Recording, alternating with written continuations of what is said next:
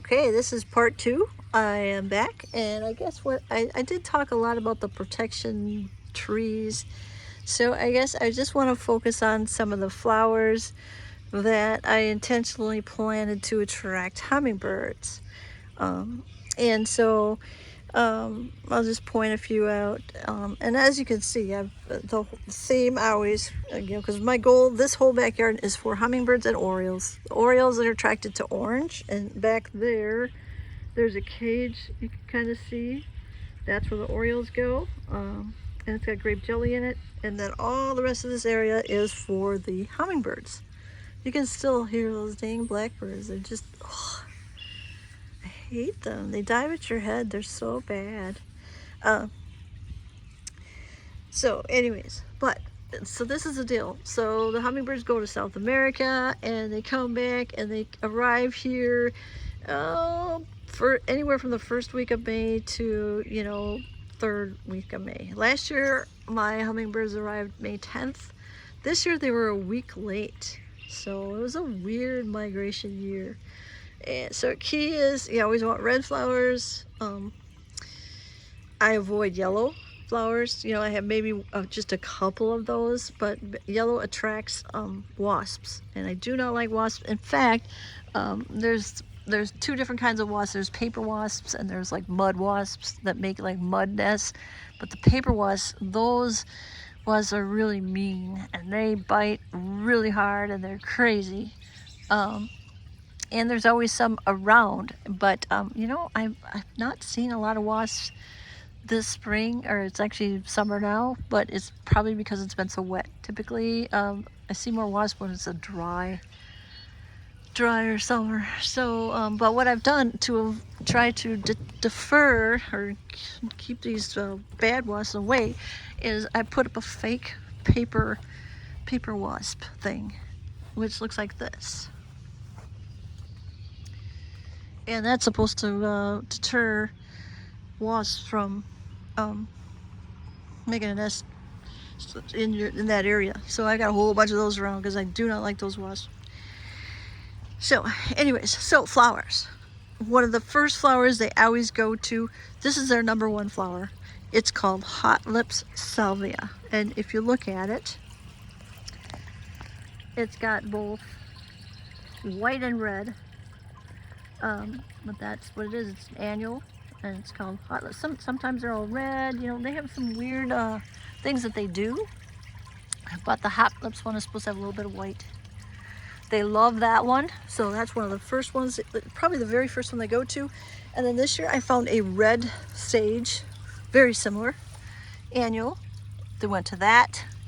The other thing that they go to, sometimes they call it the firecracker plant, but it's also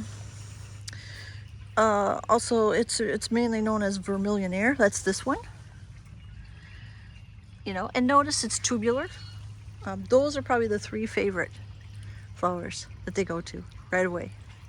And they're all red. It makes sense. They're all red. And you got to think, some of these hummingbirds coming back, this is their first year as an adult.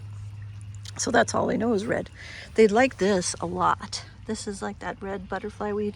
So pretty. So once they start getting more comfortable with different flowers, they'll go to that.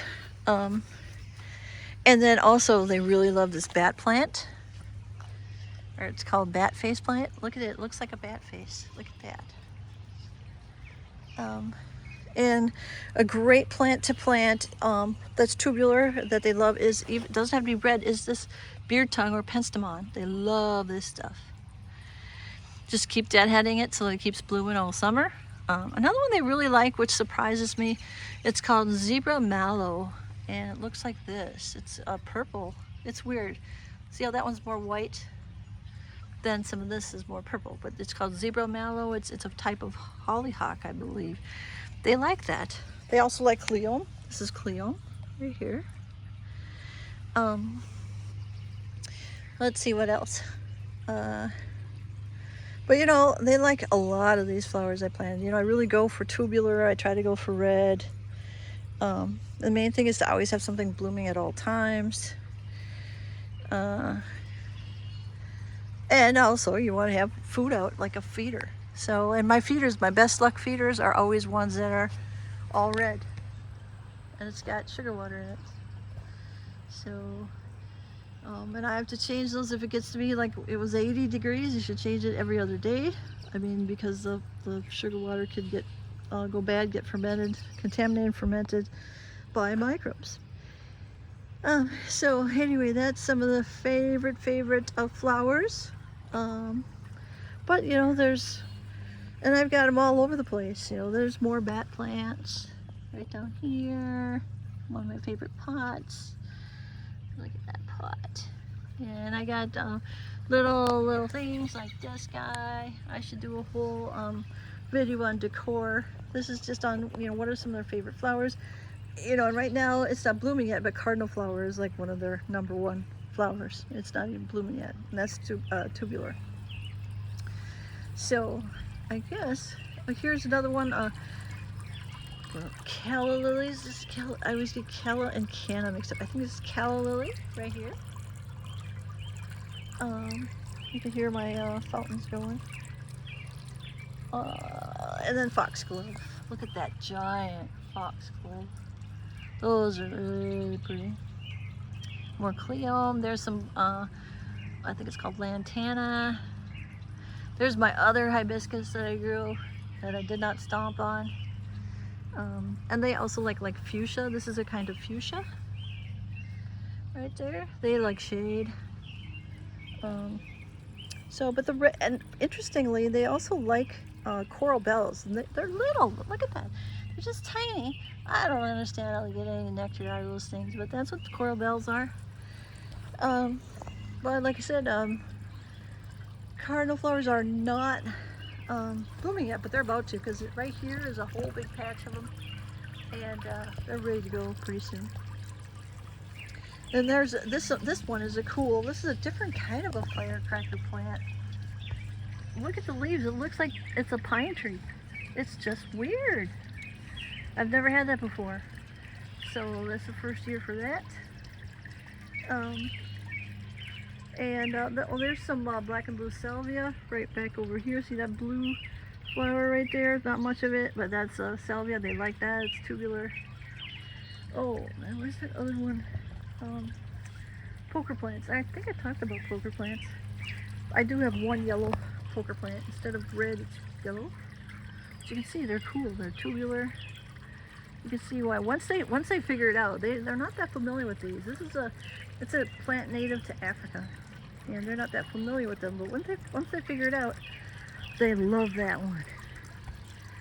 So anyway, I think I covered, you know, like best flowers, at least the ones that are blooming. I'll have to do another one when there's other ones blooming. And I tried to make some of the best plants way up on top. And again, to attract the hummingbirds, they've got some red globes. Gotta attract those hummingbirds. So I think I'll stop this one.